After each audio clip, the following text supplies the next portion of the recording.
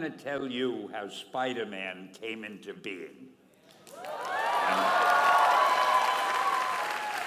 It's a true story, although sometimes it's hard even for me to believe it.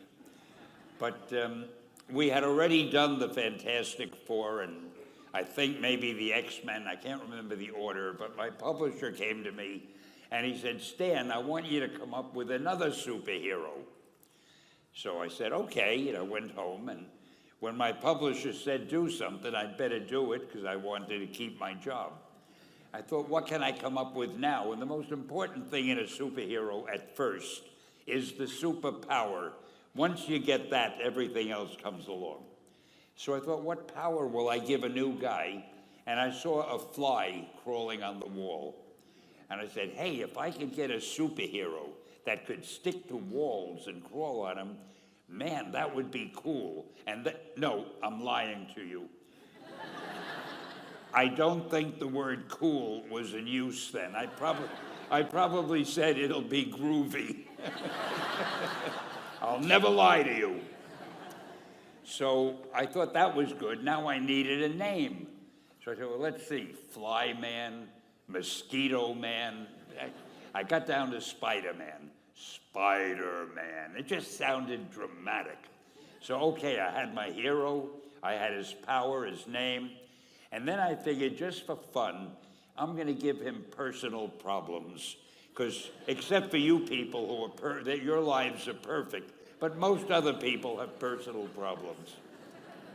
And then I thought I'd make him a teenager, because there were no teenage superheroes that I knew of at the time. So armed with all that wonderful material, those great ideas, I ran into my publisher's office and I told him. This was my reaction, the reaction he gave me. Stan, that is the worst idea I have ever heard. First of all, and he started to give me his, because he's a very logical man, very intellectual. First of all, people hate spiders, so you can't call a hero Spider-Man. You want him to be a teenager?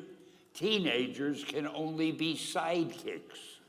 And you want him to have personal problems? Stan, don't you know what a superhero is? They don't have personal problems. Well, I left the office disappointed, but obviously a much wiser man. And I couldn't get Spider-Man out of my system. So we were about to kill a magazine. I think it was called Amazing Fantasy. It wasn't selling well, and we were sending the last issue to press. When you do the last issue of a magazine, nobody cares what you put in it because the book is dying. Just to get it out of my system, I put Spider-Man in Amazing Fantasy, featured him on the cover, forgot about it. A month later, all the sales figures came in. My publisher came racing into my office. Stan, you remember that character we both loved so much, Spider-Man? He said, let's do him as a series. Now, why am I telling you this? Besides the fact that I have to kill a little time.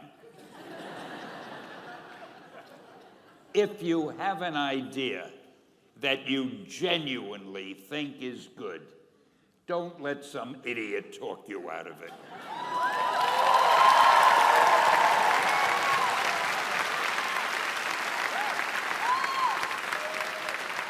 Now, that doesn't mean that every wild notion you come up with is going to be genius, but if there is something that you feel is good, something you want to do, something that means something to you, try to do it. Because I think you can only do your best work if you're doing what you want to do, and if you're doing it the way you think it should be done, and if you can take pride in it after you've done it, no matter what it is. You can look at it and say, I did that, and I think it's pretty damn good.